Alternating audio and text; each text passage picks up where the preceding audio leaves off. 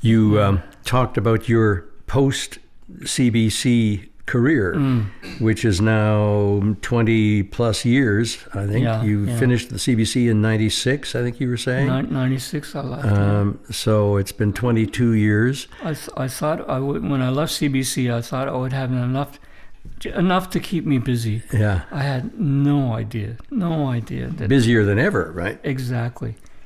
And especially with the CBC backing out of all the classical recording, that meant a lot more business for me, in a way. And busier than I ever thought. So what have you been doing?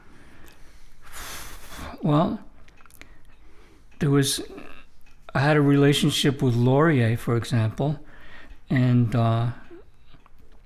interesting thing at Laurier is, as a university, professors are usually given publication grants as part of their academic standing. They have to publish.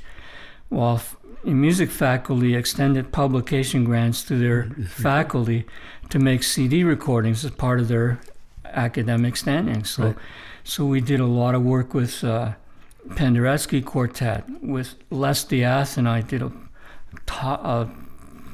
top pile of recordings that a lot of them ended up on Dutton Laboratories in Britain. Singers, Les Diath and Dan Lichty, we did Winterizer. Kim Barber did a couple of CDs. We did a couple of recordings with Leslie Fagan and Lauren Shalanko. And several other things at Laurier. One of the things when we moved out to Elora, I started doing the Grand Philharmonic with you, and that's continued up until now. About 10 years ago, I was trying to slow things down, so I went to the symphony and I said, look, just give me all your dates so I can tell people I'm busy, and then just whatever tickets I need for my friends, I'm happy, sort of thing. So I've been doing Kitchener Symphony for about 10 years, which is sort of like a bookend. I wanted, in the beginning, my biggest attraction to getting into recording was the symphony, and looks like it's going to be my finish. Yeah. And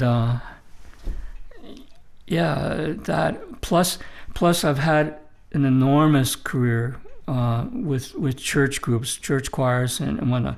And with the Salvation Army. With the Salvation Army, I've traveled to Australia, all through the US and Canada, over to Europe. And it's been a paradox. It's this whole Ed-Ted sort of thing. I've had this enormous career with Salvation Army. We've probably done thousands of CDs worldwide. And I would say the vast majority of people in the Salvation Army really have no idea of the career I've had other than that. And probably a lot of people I've worked with professionally have no idea how much stuff I did for church groups and people like that. Yeah. I would think, there